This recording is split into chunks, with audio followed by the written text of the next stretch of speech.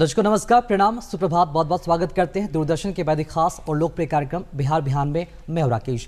दर्शकों, तपिश भरी गर्मी की शुरुआत हो चुकी है और यूं कह लीजिए जब हमें सुबह का मौसम जो होता है, जो सुबह का वातावरण होता है वो हमारे तन मन को वाकई में ठंडा कर देता है। और इसके लिए ज़रूरी है कि अगर आप सुबह उठते हैं तो इन प्राकृतिक हवाओं को अपने अंदर आत्मसात कर सकते हैं, उन्हें महसूस कर सकते हैं। लेकिन इसके लिए ज़रूरी है कि आपको हर सुबह रोज़ाना उठना पड़ेगा, टहलना पड़ेगा, व्यायाम करना होगा, योगा करना होगा, एक्सरसाइज करने होंगे और भी ऐसी कई तरह की जो एक्टिविटीज़ हैं, जो गतिविधियां हैं, जिसे अंजाम देने के साथ ही साथ आप प्राकृतिक वातावरण को अपने अंदर ले सकते हैं, उसे खूबसूरती के साथ उसे महसूस कर सकते हैं।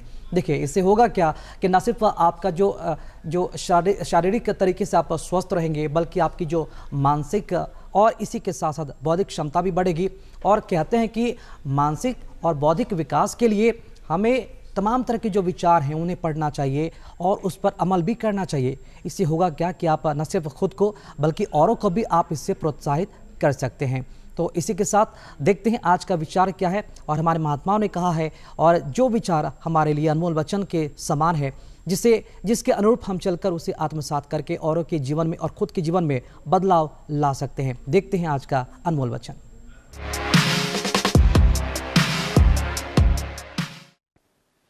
तुम्हें कोई पढ़ा नहीं सकता, कोई आध्यात्मिक नहीं बना सकता। तुमको सब कुछ खुद अंदर से सीखना है। आत्मा से अच्छा कोई शिक्षक नहीं है।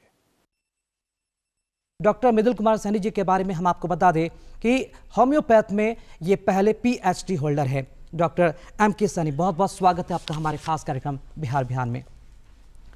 एम.के. सैनी जी, चूंकि 10 अप्रैल की अगर बात की जाए तो कल की तारीख है और विश्व होम्योपैथ चिकित्सा दिवस इसके उपलक्ष्य में मनाया जाता है। तो सबसे पहले हम इसी के संदर्भ में बात करना चाहेंगे कि होम्योपैथी चिकित्सा दिवस मनाने का जो उद्देश्य है वो क्या है और इसे आप किस तरह से देखते हैं? धन्यवाद रोशन जी। आपने जो सवाल किया बड़ा महत्वपूर्ण है, इसलिए कि आज जो हम लोग मना रहे हैं और ये जो विषय है विश्व होम्योपैथी दिवस, तो होम्योपैथी दिवस ये क्यों मनाया जाता है ये हम लोगों को जानना ज़रूरी होगा। क्योंकि 10 अप्रैल को ही डॉक्टर महात्मा हैनीमैन, जो होम्योपैथी के जन्मदाता माने जाते हैं, सैमुअल फ्रेडरिक क्रिश्चियन हैनीमैन, ये जर्मनी के रहने वाले थे। उनका ये जन्मदिन है। आज के 9 तारीख के रात्रि में इनका जन्म हुआ था और 10 तारीख को हम लोग इसको मनाते हैं। तो इस बहुत सदियों तक ये हम लोग सभी होम्योपैथ पूरे विश्व में इस दिन को मनाते रहे हैं, डॉक्टर हैनीमैन्स बर्थडे के रूप में, उनके जन्मोत्सव के रूप में मनाते रहे। लेकिन जैसे जैसे इसकी लोकप्रियता बढ़ती चली गई तो लोगों ने इसका रूप जो है सो अब विश्व होम्योपैथी, चूँकि होम्योपैथी और हैनीमैन ये एक दूसरे का प्रायवाची शब्द बन चुका है। और इसमें हम ये कहना होम्योपैथी को के लिए, तो इसमें लोकप्रियता के साथ साथ इसको आज ये रूप ले लिया है विश्व होम्योपैथी दिवस। और यह विश्व होम्योपैथी दिवस सारे विश्व में मनाया जा रहा है, खाली भारतवर्ष में नहीं। हमको लगता है कि हर एक चिकित्सक, होम्योपैथिक चिकित्सक होगा, चाहे अपने क्लिनिक में होगा या अपने समुदाय में होगा, एसोसिएशन में होगा, जहाँ भी होगा, आज के दिन इस उत्सव को मनाएंगे। हम लोगों की बहुत सारे कार्यक्रम के माध्यम से, जैसे समाज सेवा करके, रोगियों को देख करके, फ्री कैंप चला करके, इसके विषय में जागरूकता बता करके, इससे एक रिन्यूअल होता है, नवीकरण होता है, जिससे कि लोगों को होम्योपैथी के विषय में जागरूकता बनी रहे। जी, तो एम.के. सैनी जी, अगर आपके बारे में हम बात करें तो आप बिहार में ऐसे पहले पीएचडी होल्डर है होम्योपैथ में, जिसमें एक तरह से देखा जाए तो आपके पिताजी भी रिसर्चर थे, उनके बारे में भी हम जिक्र करेंगे। लेकिन अगर बात जब आती है होम्योपैथ चिकित्सा पद्धति की, तो इसके बारे में हम सबसे पहले ये जानना चाहेंगे कि हर एक पद्धति की अपना एक किसी चीज़ पर वो आधारित होता है, चाहे वो आयुर्वेद हो या फिर यूनानी चिकित्सा पद्धति हो। तो अगर बात की जाए होम्योपैथी चिकित्सा पद्धति की, तो ये किन चीज़ों पर आधारित है, इसके बारे में ज़रूर बताएं। देखिए, सभी चिकित्सा पद्धति का एक ही दृष्टिकोण होता है, एक ही लक्ष्य होता है कि रोगी को ठीक करना। तो ऐसे में हमें ये देखना होगा कि जैसे हम होम्योपैथी है तो इसका लक्ष्य क्या है और इसका सिद्धांत क्या है।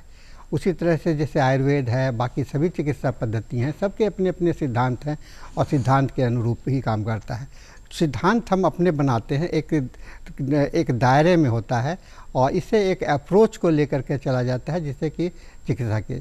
होम्योपैथी जो है सो एक संपूर्ण मानव चिकित्सा माना जाता है, जहाँ मन, आत्मा और शरीर ये तीनों के सम्मिश्रण के समतुल्य, इसके बराबर जो दवा होता है उससे मिलता जुलता जो दवा होता है उसका इस्तेमाल किया जाता है। इसीलिए इसका जो मूल मंत्र हम लोग कहते हैं वह समः समम संयति। यह जर्मनी का शब्द है सिमिलिया सिमिलिबस क्यूरेंचर।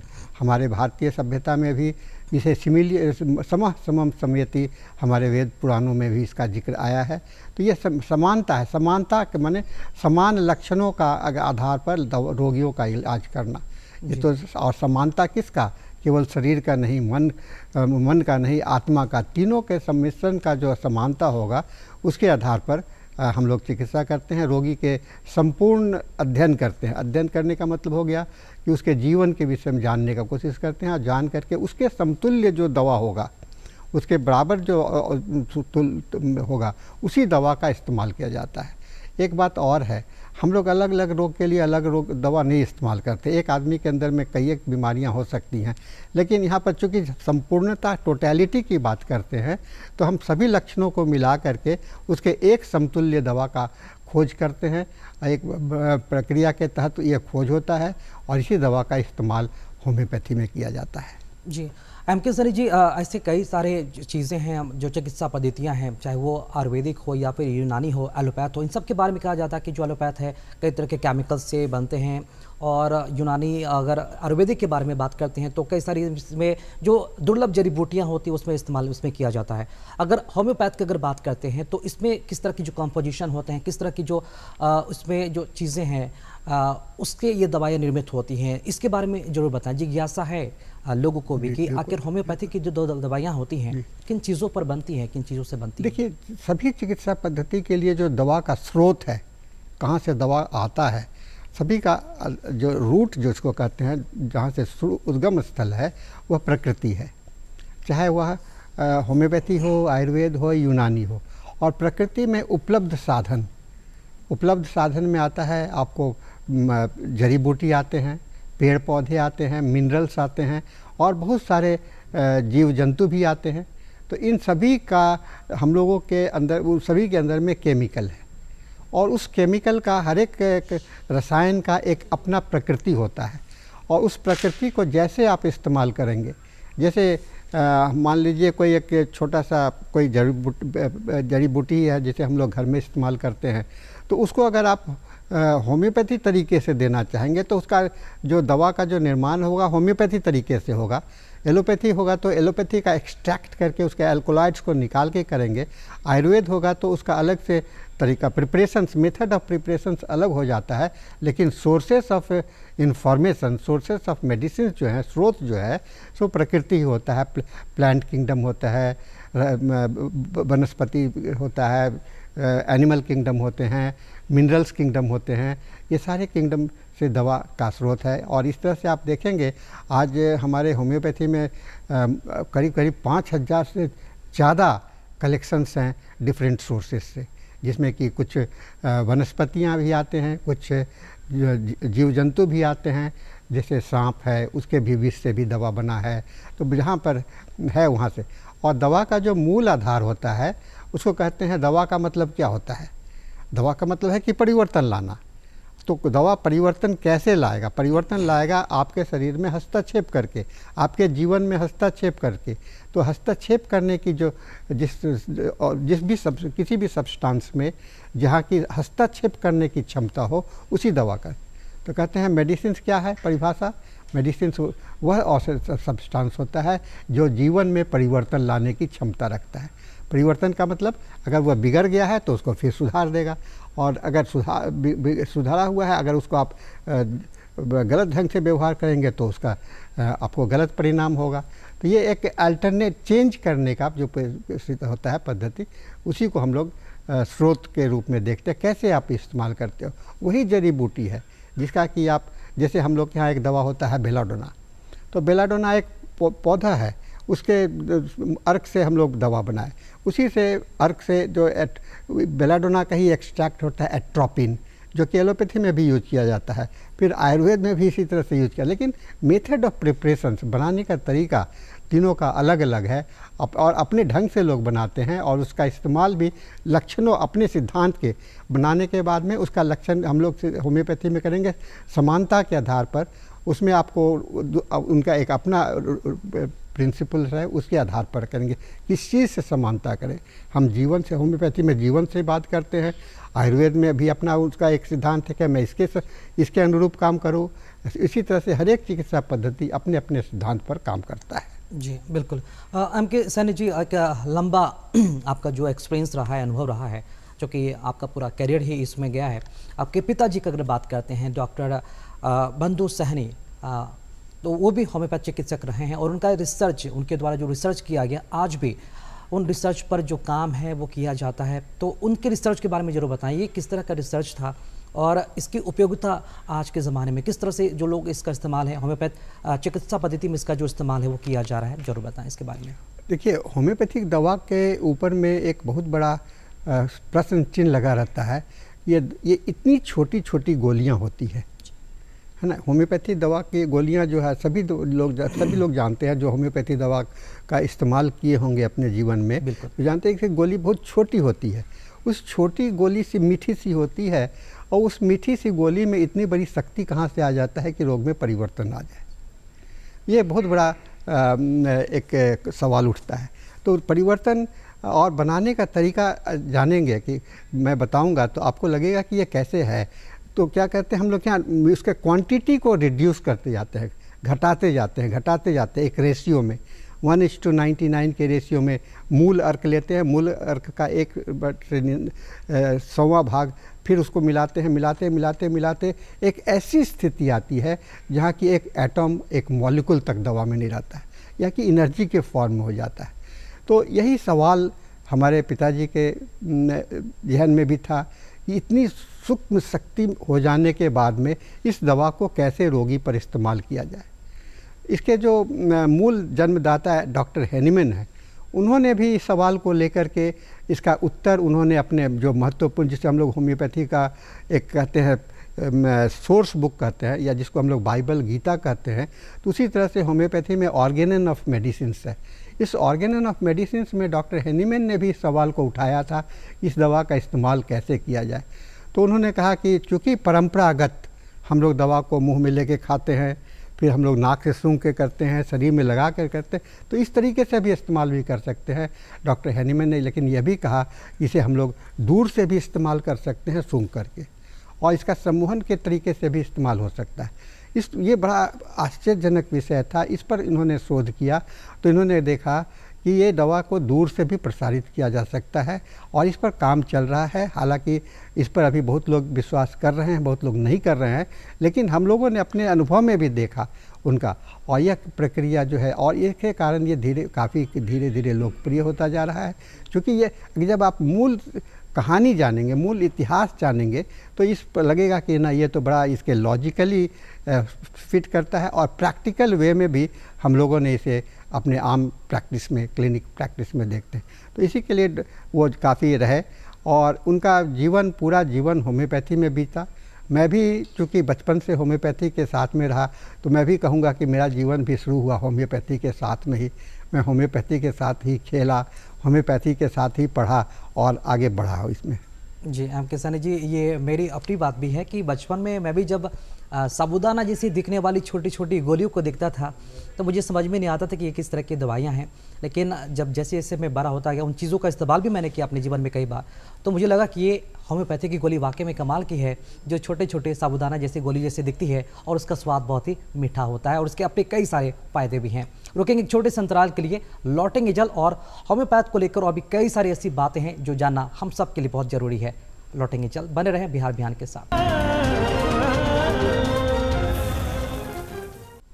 छोटी सी अंतराल के बाद पुनः आपका स्वागत है हमारे खास कार्यक्रम बिहार बिहार में, और आज के हमारे मेहमान हैं होम्योपैथी चिकित्सक डॉक्टर मृदुल कुमार सैनी जी। पुनः आपका स्वागत है हमारे खास कार्यक्रम में।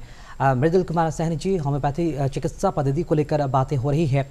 होम्योपैथी के बारे में ये कहा जाता है, ये मिथक भी है और सुनी सुनाई हुई बातें भी हैं कि होम्योपैथ चिकित्सा पद्धति के अंतर्गत छोटी मोटी बीमारियों का ही इलाज किया जाता है, गंभीर से गंभीर असाध्य बीमारियों में इसका इस्तेमाल नहीं किया जाता है, और इसलिए लोग इसमें दिलचस्पी उतना नहीं दिखा पाते हैं। तो इसको लेकर क्या कहना चाहेंगे? किन किन गंभीर बीमारियों में क्या वाकई में होम्योपैथ में जो चिकित्सा पद्धति है वो रखी गई है, जरूर बताएं इसके बारे में। आपने बहुत अच्छा सवाल किया। होम्योपैथी दवा चूँकि छोटी छोटी गोलियां जैसा दिखलाई पड़ती है तो लोगों को लगता है कि छोटी छोटी बीमारियों के लिए ही काम कर, लेकिन आपको मैं ये बता देना चाहूँगा कि बरगद का बीज आपने जो देखा होगा कितनी छोटी होती है, उस बीज में क्या क्षमता होता है, इतना बड़ा विशाल का पेड़ पैदा कर सकता है। तो जब आप इस दृष्टिकोण से देखेंगे तो ये जो छोटी गोलियां होती है ये छोटी बीमारी को ठीक करने के लिए नहीं होता है, ये छोटी गोलियां जो होती हैं ये विशाल रोग को ठीक करने के लिए बना है, और जो जीवन में जड़ पकड़ लिया है उसको जड़ से समूल नष्ट करने का काम करता है। रोग को हम लोग दो भाग में बांटते हैं, एक को कहते हैं क्रॉनिक डिजीज, दूसरे को कहते हैं एक्यूट डिजीज। एक्यूट डिजीज मतलब कि आम जो आते जाते रहते हैं उसका समय सीमा निश्चित होता है और दवा से या कभी कभी बिना दवा से भी अपने आप ठीक हो जाते हैं। लेकिन क्रॉनिक डिजीज जो जीर्ण रोग होते हैं उसका वो जल्द जाते नहीं है, जड़ पकड़ा हुआ रहता है, काफ़ी स्थायी हो जाता है और कॉन्स्टेंटली। अन्य चिकित्सा पद्धति में आपको लाइफ लॉन्ग मेडिसिन खाने की आवश्यकता होती है, उसको लेकर के उसके साथ जीना पड़ता है, दवा का एक आपके जीवन का अंग बन जाता है। लेकिन होम्योपैथी चिकित्सा चूँकि मैंने पहले बताया ये होलिस्टिक अप्रोच पे है, मन शरीर और आत्मा तीनों को मिश्रण पर टोटलिटी के आधार पर करते हैं। तो हम इसको दृष्टिकोण में रख करके हम लोग जब दवा चुनाव करते हैं ये क्रॉनिक डिजीज के लिए भी बहुत ही इफेक्टिव है, और होम्योपैथी का जो मुख्य कार्य क्षेत्र है वह क्रॉनिक डिजीज ही होता है, जहाँ असाध्य रोगियों का हम लोग इस्तेमाल करते हैं। और ऐसे भी आप हम लोग देखते हैं, हम लोग के यहाँ चिकित्सा व्यवसाय काल में जब हम लोग देखते हैं तो अक्सर रोगी कहते हैं मैं सब जगह से तो निराश हो गया, अब आपके पास में आया हूँ, आपके पास कोई उपाय है। तो मैं देखता हूँ कि सब जगह से थक हारने के बाद में होम्योपैथ के पास में डॉक्टर ये आते हैं रोगी, तो और आने के बाद में जब उनको लाभ मिलता है तो लगता है कि मैं पहले क्यों नहीं आया। तो एक चूँकि एक कहते हैं ना कि प्रथम दृष्टि में और उसको समझने के बाद में जो समझ में आता है उस रूप में ये धीरे धीरे होम्योपैथी की पॉपुलैरिटी जो है सो क्रॉनिक डिजीज की ओर भी बढ़ता जा रहा है। खास करके मेंटल डिजीज हो गया है ना, और डिप्रेशंस के हुए, पैरानॉइड डिजॉर्डर्स हैं, ये सब में होम्योपैथी का रोल बहुत अच्छा है, बशर्ते कि एक कोऑर्डिनेशंस में ट्रीटमेंट हो। कोऑर्डिनेशंस का मतलब है कि एक दूसरे पद्धति के साथ भी मिलकर के एक इंटीग्रेटेड सिस्टम में अगर इसको देखा जाए तो बहुत ही बेहतरीन होता है। मॉनिटर करने के साथ साथ उसके डेवलपमेंट और चेंजेज आते हैं, जब एक स्थिति आती है जब दवा का उसे पूरे तरह से हटा दिया जा सकता है।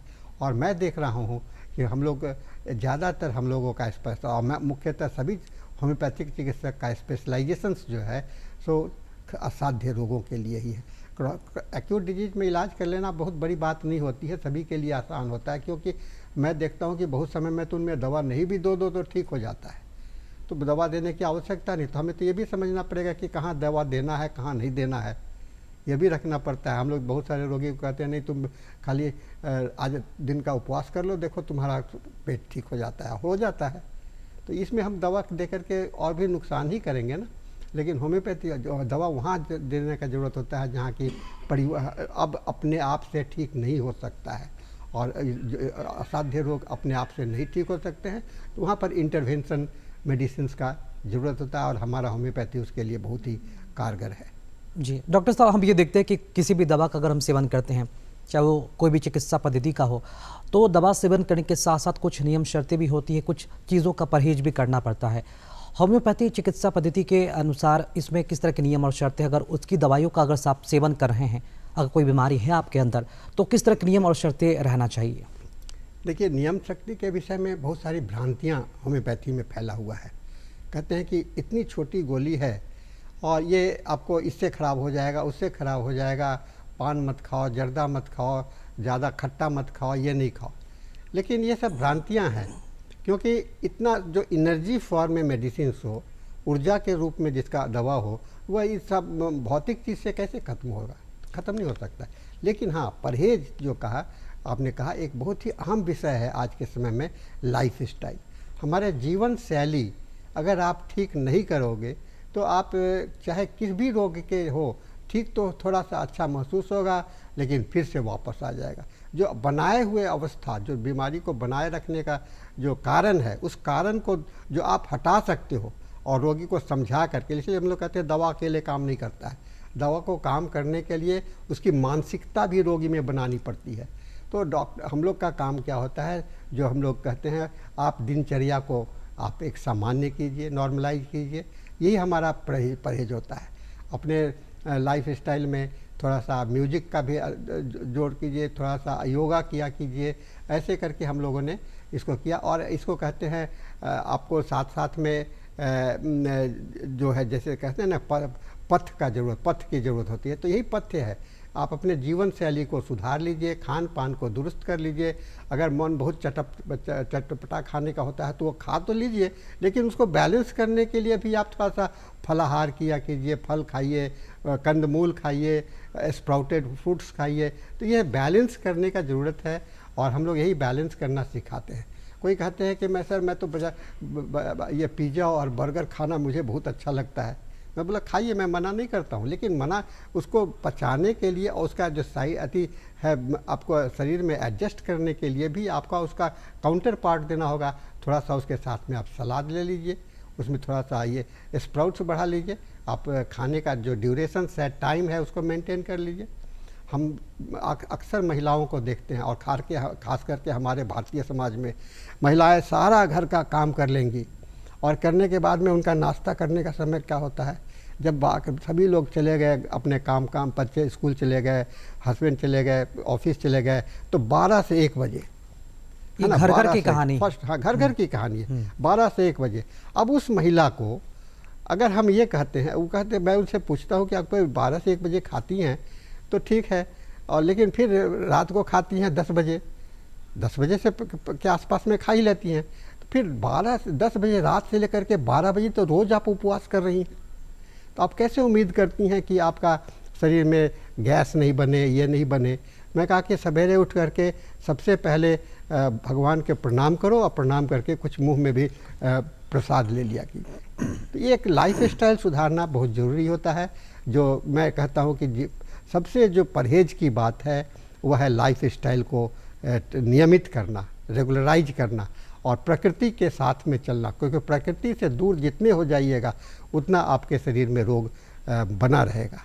जी डॉक्टर साहब, ये बहुत ही बड़ी बात आपने कही कि लाइफस्टाइल को चेंज करना आज हमारे लिए बहुत ही ज़रूरी है और ये बहुत ही चैलेंजिंग भी है हम सभी के लिए, क्योंकि बहुत सारे लोगों को हमने देखा है, अगर हम खुद की अगर बात भी करते हैं तो रोज़ाना दिनचर्या को कैसे सही तरीके से हम पालन करें। 1 दिन, 2 दिन, 3 दिन कर सकते हैं, 4 दिन, लेकिन 5वें दिन से जो गड़बड़ा जाते हैं बहुत सारे लोग, उसे फॉलो नहीं कर पाते हैं। तो ऐसे में लोग क्या करें, क्योंकि जो लोग हैं कहीं ना कहीं उनके पास समय का अभाव है, समय अपने लिए भी निकालना है लेकिन निकाल नहीं पाते हैं, हर वक्त कहीं ना कहीं या फिर ऑफिस का भागदौड़ या फिर घर का कामकाज, लोग इसी में व्यस्त रहते हैं। तो कैसे हफ्ते में आखिर वो कितने दिन अपने लिए समय निकाले जिससे उनका जो स्वास्थ्य है उस पर कोई बुरा असर ना पड़े, अगर असर पड़ता भी है तुरंत जल्दी होने की क्षमता उनमें हो। देखिए 2 चीज़ को करना है, एक रूटीन और एक बिना रूटीन। और रूटीन कहने का मतलब होता है कि एक नियम में चलना, एक दायरे में, एक तरीके से चलना। तो आपका दैनिक जीवन जो एक रूटीन में, और सप्ताह में 7 दिन होते हैं, 7 दिन में मैं कहता हूँ 7 दिन आप रूटीन में मत रहिए। अगर रहिएगा तो आपके अंदर में एक थकावट, मानसिक एक निरस्ता आ जाएगा, है ना। एक ही ढर्रे में चल रहे हैं, रोज़ एक ही चीज़ को खा रहे हैं, तो मन थोड़ा सा नीरस होने लगता है। तो ऐसे में चेंज करना ज़रूरी होता है। इसलिए कहते हैं 7 दिन आप रेगुलर नियम में मत रहिए, कम से कम तो 4 दिन तो आप नियम में रहिए और 3 दिन अपने मन के मुताबिक घूमिए फिरिए, सिनेमा जाइए, सारा चीज़ अपना एंजॉय कीजिए। फिर आप देखिए एक रिफ्रेशमेंट भी होता रहेगा और एक रूटीन भी है, तो बैलेंस बना रहेगा, संतुलन बना रहेगा। क्योंकि हेल्थ का मतलब ये होता है कि बैलेंस, हेल्थ का मतलब ही होता है बैलेंस। अगर आप संतुलित रहे, और हेल्थ और डिजीज़ को जो हम लोग डिफ़ाइन करते हैं तो हम लोग यही डिफ़ाइन करते हैं कि हेल्थ जो है so it is a state of balance, और डिजीज़ क्या है, डिसबैलेंस, डिसऑरिएंट हो गया उसको डिजीज़ कहते हैं। तो डिजीज़ मतलब ईज, और ईज का मतलब होता है आराम। डिस मतलब कि आराम से हो जाना। तो ईज कंडीशंस को हेल्थ कहते हैं, यानी कि स्वस्थ अवस्था कहते हैं, और जो उससे विचलित हो गए उसको डिजीज कहते हैं। तो ये बैलेंस जो है सो बहुत इम्पॉर्टेंट होता है, बहुत महत्वपूर्ण होता है। इस बैलेंस को सिखाने के लिए मैं बहुत छोटी छोटी बातें क्या करता हूँ। अरे सब आप जाते हो खाली और रोज़ मॉर्निंग वॉक मत किया करो। 7 दिन जाने का ज़रूरत नहीं है कि 7 दिन तुम सवेरे उठ करके 1 घंटा दौड़ रहे हो। कम से कम 4 दिन खाली घूम लीजिए। 5वें दिन और 2 दिन 3 दिन अच्छा से सो लीजिए और फिर देखिए उसको कीजिए। आपको एनर्जी भी बना रहेगा, रिफ्रेशमेंट भी बना रहेगा, आपके अंदर में उत्साह भी बना रहेगा, मन की स्फूर्ति भी बनी रहेगी, शरीर की स्फूर्ति भी बनी रहेगी। जी डॉक्टर साहब, ये आपने नई और बड़ी बात बताई। बहुत सारे लोग रूटीन फॉलो करते हैं, एक सप्ताह का रूटीन बनाते हैं और एक सप्ताह के रूटीन को फॉलो करते करते 1-2 दिन संभव नहीं हो पाता तो लोग पूरा दिन ही रूटीन को कैंसिल कर देते हैं और वापस उसी जीवन के ढर्रे पर आ जाते हैं। फिर वही प्रॉब्लम्स, वही सारे जो सोल्यूशन के चाह में लोग जो है कहीं ना कहीं मार्ग तो अपनाना जरूरी है। बिल्कुल जरूरी है। अपनी ये बड़ी बात आपने कही। तो दर्शकों, एक छोटे से अंतराल के लिए रुकेंगे, लौटेंगे जल्द। और भी कई सारे ऐसी बातें हैं होम्योपैथ को लेकर जिसके बारे में अगर आप जानेंगे तो वाकई में उसे अपनाने की न सिर्फ कोशिश करेंगे बल्कि औरों को भी आप प्रोत्साहन भी करेंगे। रुकेंगे छोटे से अंतराल के लिए।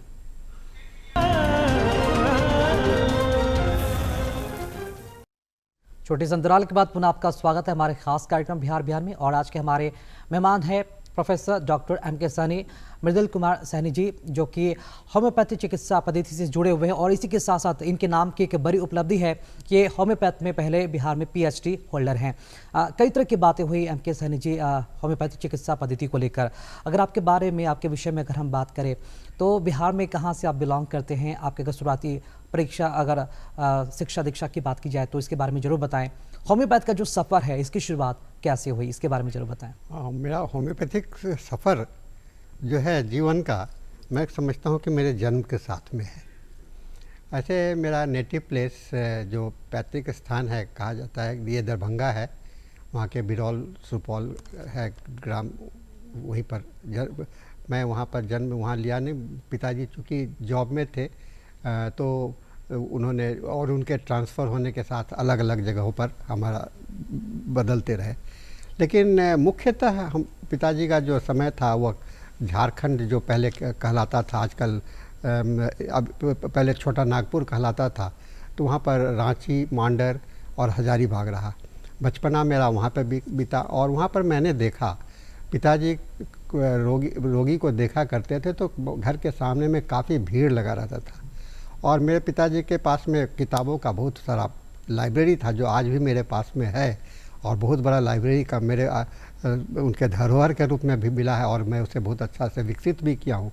तो उस लाइब्रेरी से में मोटी मोटी किताबें थी और मैं छोटा सा स्टूडेंट बच्चा था, तो मुझे देख करके बड़ा कौतूहल होता था कि मेरी किताब इतनी पतली क्यों और पिताजी की किताब इतनी मोटी क्यों। तो मैं कभी अक्सर उनके किताबों को पलट पलट करके देखने का कोशिश करता, इसमें है क्या, समझ में आता तो नहीं था। लेकिन मेरा खेलने का एक जो साधन था वह उनके किताब भी पढ़े, उनके क्लिनिक में कभी कभी इधर उधर कुछ करना, उनकी दवाइयों को उठा करके खा लेना, मीठा लगता है। तो ऐसा करके बचपना बीता। मैं वहीं पर हजारीबाग में मेरा प्राइमरी एजुकेशन हुआ, सेंट जेवियर हजारीबाग में के माध्यम से। फिर पिताजी का ट्रांसफ़र इधर भागलपुर में आए तो मैं वहाँ पर CMS स्कूल से मेरा हायर सेकेंडरी हुआ और फिर उसके बाद में मैं ग्रेजुएशन किया बिहार में ही। और फिर इसके पश्चात मैं बिहार यूनिवर्सिटी से होम्योपैथी में डिप्लोमा किया और डिप्लोमा करने के पश्चात मैं इसमें पोस्ट ग्रेजुएशन आपको महाराष्ट्र से किया, जो कि महाराष्ट्र हेल्थ साइंस यूनिवर्सिटी, और वहीं से मैंने PhD मेरी पढ़ाई समाप्त हुई। पढ़ाई का जो सिलसिला है मेरा बचपन से है और मैं कहता हूँ कि पढ़ना ही मेरी ज़िंदगी है। और पढ़ना ही नहीं, मैं पढ़ाता भी हूँ, क्योंकि पढ़ने के साथ साथ मैं बहुत सारे स्टूडेंट्स हमारे आकर्षित हुए। मैं कॉलेज में टीचिंग का भी काम करता रहा हूँ और अपने उम्र के 67 एज तक मैं प्रोफेसर के रूप में था। अभी रिटायर्ड हूँ, अभी विजिटिंग प्रोफेसर हूँ, आज भी मैं पढ़ा रहा हूँ। और मैं समझता हूँ कि जब तक मेरे पास में रोगी के संबंध बने रहेंगे और पढ़ाई के स्टूडेंट का संबंध बना रहेगा, मेरा जीवन वैसे ही चलता रहेगा। क्या बात है, बहुत ही बखूबी बात आपने बताई, बचपन की याद भी आपने दिलाई। तो अगर हम बात करें चूँकि आपने कहा कि हज़ारीबाग से भी आपकी जो परीक्षा वहाँ पर जो शिक्षा है वहाँ हुई और हायर एजुकेशन के लिए आपने फिर आगे बढ़ा। तो आपके बचपन की अगर हम बात करें तो कुछ रोचक तथ्य आपके साथ जुड़े हुए हैं, संस्मरण जिसका आप जिक्र करना चाहें, जो आपके दिल और दिमाग में हमेशा तरोताज़ा की स्थिति में बना रहता है? मैं एक रोगी का दिमाग में और जो होम्योपैथी के प्रति मेरी जो आकर्षण बढ़ी, वह मेरे बचपन में पिताजी के सामने में जो रोगी आया करते थे उसको देख करके है। और एक घटना मुझे बहुत ही हमेशा याद आता है। हजारीबाग के जो जिला अधिकारी हुआ करते थे, काफ़ी सीनियर मोस्ट IAS हुआ करते थे, तो उनको कुछ तकलीफ़ था जिसके कारण वह चलना मुश्किल हो गया था। और तो लोग अपना पूरे शहर, चूँकि जिलाधिकारी थे तो सारे चिकित्सक भी उपलब्ध थे, तो उनके साथ में लोगों ने देखा उनके बीमारी ठीक नहीं हुआ, तो किसी ने कहा कि एक वहाँ हजारीबाग में झील है, वहाँ के किनारे हम लोग का मकान था, वहाँ पर एक डॉक्टर रहते हैं जो कि होम्योपैथी से इलाज करते हैं। तो उनको कहा गया कि उनको बुलाया जाए वहाँ पर। संजोग यह ऐसा था कि उस दिन पिताजी बीमार थे, वो खुद नहीं चल सकते। तो लोगों ने बोला कि डॉक्टर साहब तो खुद ही अस्वस्थ हैं, नहीं जा सकते। तो देखे कि सुबह सुबह मैं देखा कि एक पुलिस की गाड़ी है और DM साहब अपने बैठे हुए हैं, आ रहे हैं। आए तो हम लोग को बड़ा कौतूहल हुआ, मैं खड़ा था, पिताजी को भी लाया गया रूम में से बाहर और दोनों को ही बैठे। बहुत सारे सवाल उन्होंने किए और सवाल करने के साथ में उन्होंने बस चुप हो गए और कुछ एक बक्सा से एक दवाई निकाला उन्होंने और दे करके उनको मुंह में खिला दिया। और करीब करीब 5 मिनट शांत लोग सब कोई बैठे रहे। फिर मेरे पिताजी ने उनसे कहा कि खड़े हो जाइए। तो लोगों ने कहा कि अभी कैसे खड़ा हो सकते हैं सर, तो खड़े नहीं हो सकते। मैं कहा, पिताजी ने कहा कि नहीं, खड़ा होकर के जैसा देखिए। तो वो खड़े हो गए। खड़े होने के बाद उनको भी आश्चर्य हुआ कि कैसे ये हो रहे हैं। और एक ये घटना जो है सो मुझे लगा कि इतने जादू के जैसा इतना जो था, और ये काफ़ी पूरे चर्चा का विषय बन गया कि तुरंत ये ठीक हुआ। तो कभी कभी ऐसे होते हैं। और होम्योपैथी में बहुत बड़े चिकित्सक जो आए हैं, जैसे केंट कहते हैं, केंट एक होम्योपैथी के बहुत बड़े प्रवर्तक माने जाते हैं, डॉक्टर जेम्स टायलर केंट, जो हैनीमैन के अनुयायी रहे। तो वो एलोपैथिक चिकित्सक थे और एलोपैथिक, लेकिन एक बार उनकी पत्नी बहुत बीमार पड़ी और पत्नी एकदम मरणासन थी। तो उसे किसी ने कहा कि एक बूढ़े से डॉक्टर हैं जो कि होम्योपैथी कुछ दवाई देते हैं, और उन्होंने उसी तरह से दवा दिया। और उस दवा देने के बाद में वो उनकी वाइफ सो गई और सोने के बाद में जब उठी तो पूरा तरह से स्वस्थ। तो यह एक कहते हैं ना कि टर्निंग पॉइंट इन लाइफ, है ना, एक होता है। तो इस तरह की कई एक घटनाएं, चूँकि इसीलिए मेरा बचपन से ही होम्योपैथी के साथ में रुझान बढ़ता रहा। मैंने जीवन में कभी भी दूसरे व्यवसाय की ओर मेरा ध्यान गया ही नहीं, क्योंकि लगा कि ये तो है, घर में भी है और सब कुछ आसानी से मिल रहा है। तो पढ़ाई भी मेरे लिए बहुत सरल हो गया, इसमें बहुत ज़्यादा मेहनत भी नहीं करना पड़ा। कुछ कहते हैं ना कि अनुभव से भी बहुत कुछ मिल जाता है। तो पिताजी के साथ में बैठते उठते उनका ये करते, तो पहले गुरु के रूप में पिताजी मिले और फिर बहुत सारे साथी बनते चले गए। जी बिल्कुल, जब घर में ही गुरु मिल जाए तो फिर मार्ग प्रशस्त करने के लिए कहीं और क्यों जाना। और आपने जो रोचक घटनाएं बताई, बेशक इन तमाम रोचक घटनाओं को देखने और उसे सुनने के बाद आपने अपना जो इसे करियर के रूप में भी ले लिया, इसे अपना प्रोफेशन चुना, वाकई में ये बहुत ही रोचक बातें आपने बताई। तो डॉक्टर साहब से आगे बातचीत जारी रहेगी, लेकिन दर्शकों एक छोटे से अंतराल के रुकेंगे और भी कई सारी बातें हैं जानने के लेकर, होम्योपैथी चिकित्सा पद्धति को लेकर।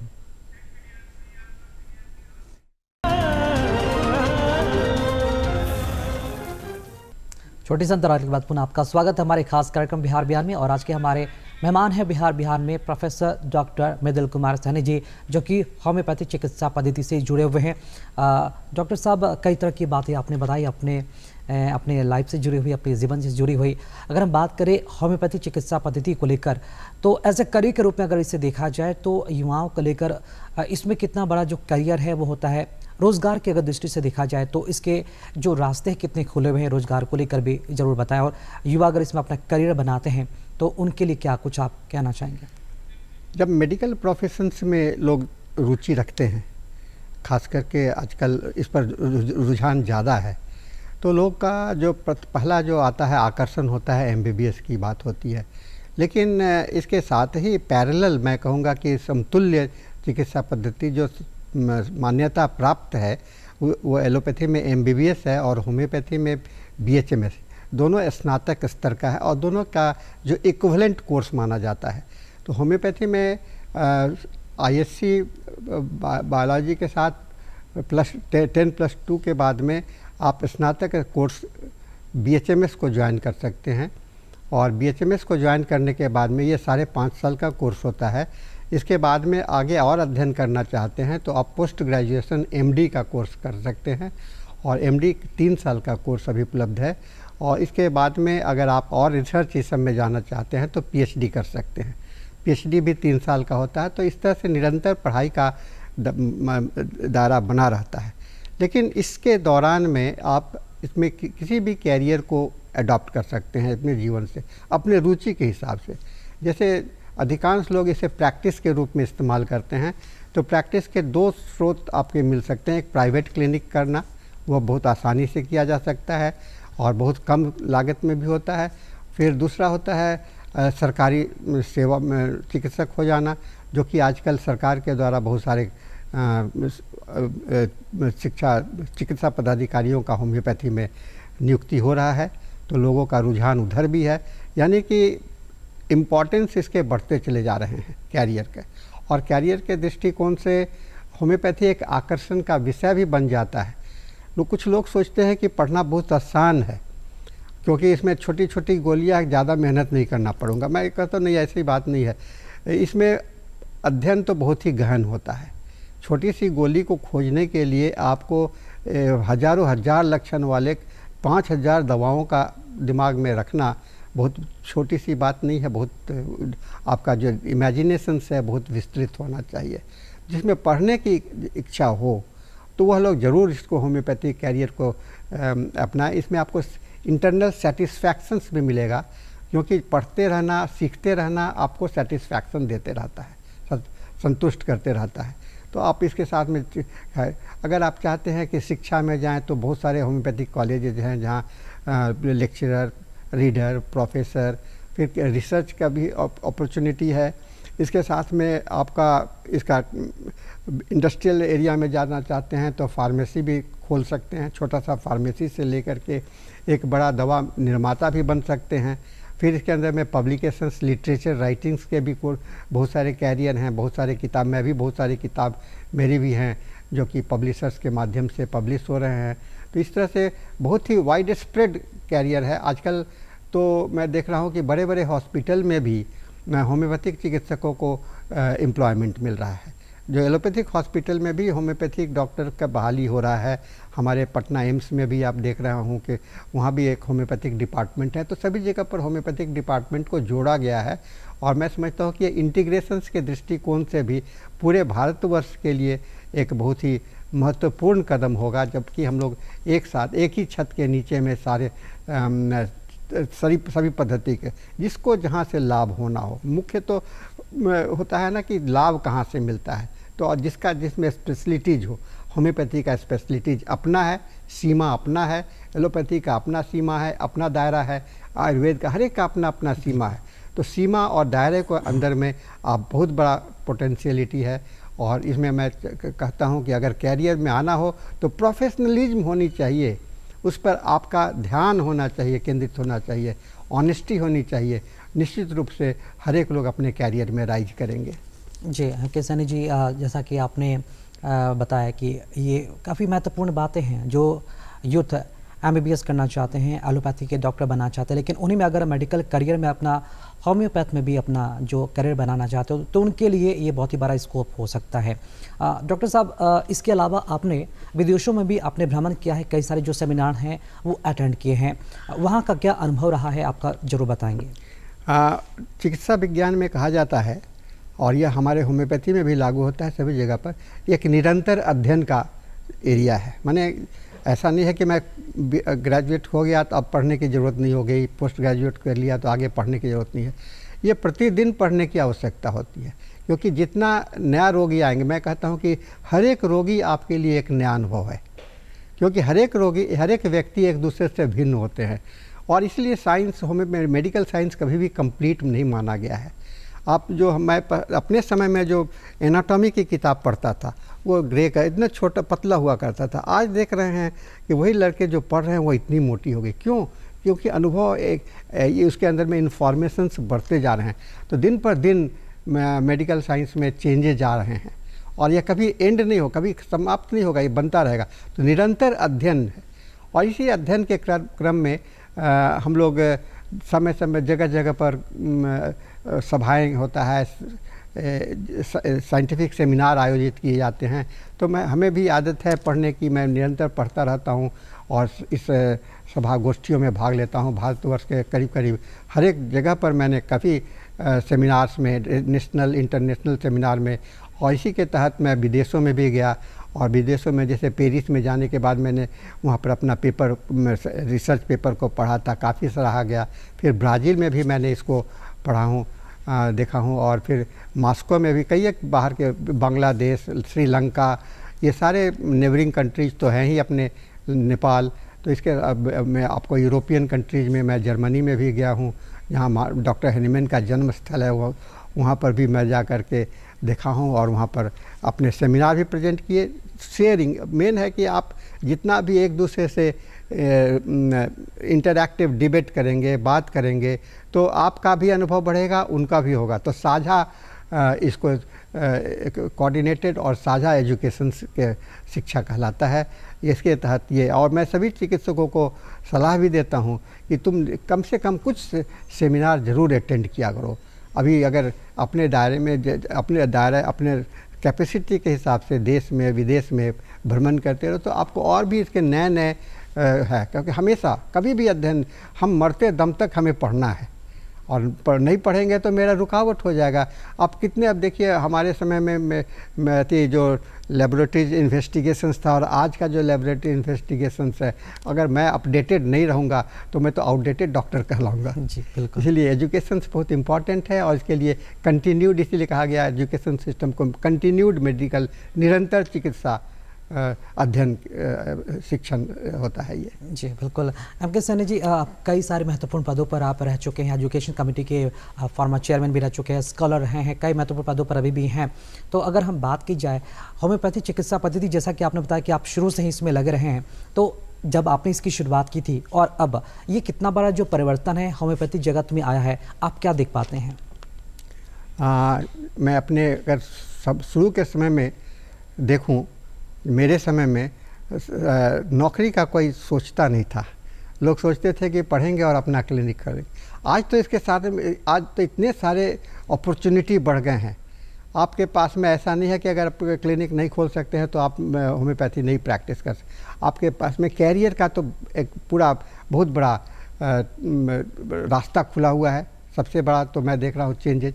दूसरा ये मैं चेंजेज देख रहा हूँ कि ये जो होम्योपैथी का जो डेवलपमेंट है, पूरे पहले जो पढ़ाई का स्टैंडर्ड, एक कॉलेजेस का स्टैंडर्ड, मेडिकल कॉलेज का स्टैंडर्ड, और आज देख लीजिए एक बड़े बड़े, एक जैसे कि medical college, allopathic medical college और होम्योपैथिक मेडिकल कॉलेज में कोई भी अंतर नहीं है। आप जाएंगे तो लगेगा कि बहुत विशाल का है। आप चले जाइए Calcutta, national institute of homeopathy, जो एशिया का सबसे बड़ा संस्थान है, दिल्ली में भी उसका खुला हुआ है वो संस्थान। ये तो हम लोग के समय में नहीं था। आज इतने बड़े संस्थान हैं, वहाँ पूरे एशिया के सबसे ज़्यादा स्टूडेंट। होम्योपैथी में यूनिवर्सिटी इस्टेब्लिश हो गए। होम्योपैथी में आपको मेडिकल साइंस हेल्थ यूनिवर्सिटी में होम्योपैथी को स्थान मिला हुआ है। तो काफ़ी चेंजेज आए हैं और मैं समझता हूँ कि समय के साथ में होम्योपैथी का प्रोग्रेस होता चला गया है। जी बिल्कुल, आपने बहुत बड़ी बात कही। और हमने ये जाना कि होम्योपैथी चिकित्सा पद्धति न सिर्फ एक बेहतर चिकित्सा सेवा देती है बल्कि हमें एक बेहतर दिनचर्या भी सिखाती है। डॉक्टर साहब, आप हमारे खास कार्यक्रम में आए और कई तरह की आपने बातें बताई और होम्योपैथी जगत को लेकर, होम्योपैथी में कितना बदलाव आया है और इसमें करियर कितना है, इसको लेकर आपने काफ़ी सारी जो अवेयरनेस को लेकर, जागरूकता को लेकर बातें बताई। बहुत बहुत शुक्रिया करना चाहेंगे आपका। तो दर्शकों, हमारा आज का जो खास कार्यक्रम का अंक है बिहार अभियान, आपको कैसा लगा? खत के माध्यम से हमें जरूर अपनी जो प्रतिक्रिया है बताइएगा। और खत लिखने के लिए उठाएं कागज़ और कलम, लिखे हमारा पता है कार्यक्रम बिहार अभियान, निदेशक DD बिहार, दूरदर्शन केंद्र, पटना, फ्रेजर रोड, पटना 8000001। हमारा email ID है director dd के patna@gmail.com।